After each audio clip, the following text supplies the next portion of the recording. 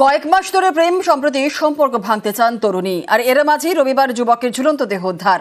এটা কি আত্মহত্যা নাকি খুন? পরিবারের দাবি যুবককে খুন করা হয়েছে। দুর্গাপুরের অমরাবতীর ঘটনা।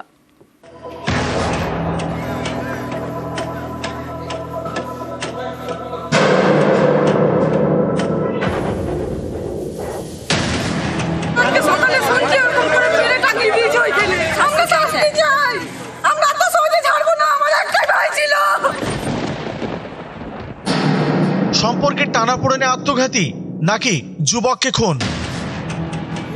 পশ্চিম বর্ধমানের দুর্গাপুরে যুবকের মৃত্যুতে তৈরি হয়েছে রহস্য। এই যে জঙ্গল, এই জঙ্গলের মধ্যে কিন্তু ভৈরব ক্ষেত্রপালের মৃতদেহ ঝুলতে দেখা যায়। এই যে সামনে দেখা যাচ্ছে এই যে গাছ, সেই গাছটির মধ্যেই কিন্তু মূলত ভৈরব ক্ষেত্রপালের ঝুলন্ত মৃতদেহ উদ্ধার করে পুলিশ। দুর্গাপুর শহর লাগোয়া অমরাবতী, এখানকার বাসিন্দা বছর 23-এর ভৈরব ক্ষেত্রপাল। তারই ঝুলন্ত দেহ উদ্ধার হয় রবিবার বাড়ির পিছনের জঙ্গল থেকে। মৃতের পরিবারের দাবি, কয়েক মাস ধরে বাঁকুড়ার এক তরুণীর সঙ্গে প্রেমের সম্পর্ক ভৈরবের বাড়ির কাছেই তরুণীর দিদির বাড়ি। দিদির বাড়িতে আসা যাওয়া ছিল তরুণীর, সেখান থেকে দুজনের আলাপ, তারপর প্রেম। সম্প্রতি সম্পর্কের টানাপোড়েন তৈরি হয়। ভৈরবের সঙ্গে সম্পর্ক ভাঙতে চান তরুণী। যুবকের পরিবারের দাবি, বুধবার দুর্গাপুরের মায়াবাজারে যুবককে ডেকে পাঠান তরুণী। খুড়তুতো ভাইকে নিয়ে বাড়ি থেকে বের হন যুবক, তারপর ফেরেননি। নিউ টাউনশিপ থানায় অভিযোগ জানায় পরিবার। আমরা বলেছিলাম আমার ভাই ভুল করে থাকে আমাদেরকে এসে বলবি, শোনেনি।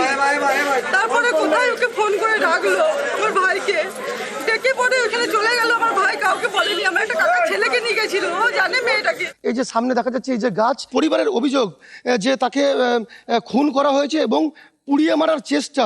তেল রয়েছে পড়ে, সেই তেল জাতীয় কোনো কিছু, এবং যে পায়ের যে চামড়া ঝলসে রয়েছে, বিভিন্ন জায়গায় কিন্তু পড়ে রয়েছে সেই পায়ের চামড়া দেখা যাচ্ছে। আসার পর দেখছি দেহ ঝোলানো আছে, আবার অ্যাসিড দিয়ে পোড়ানো তাকে চেষ্টা করা হয়েছে, দেহ লোপাটের চেষ্টা করা হয়েছে। এখানে আঙুলের চামড়া ফামড়া সব ছেড়ে ছেড়ে পড়ে যাচ্ছে। স্যার এটা অ্যাসিডের কারণেই হচ্ছে।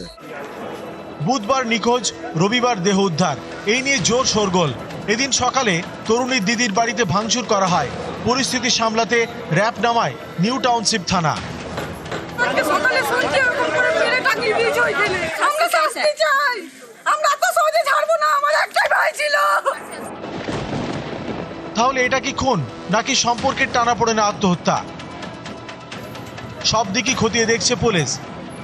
দুর্গাপুর থেকে অর্পণ চক্রবর্তী, নিউজ 18 বাংলা।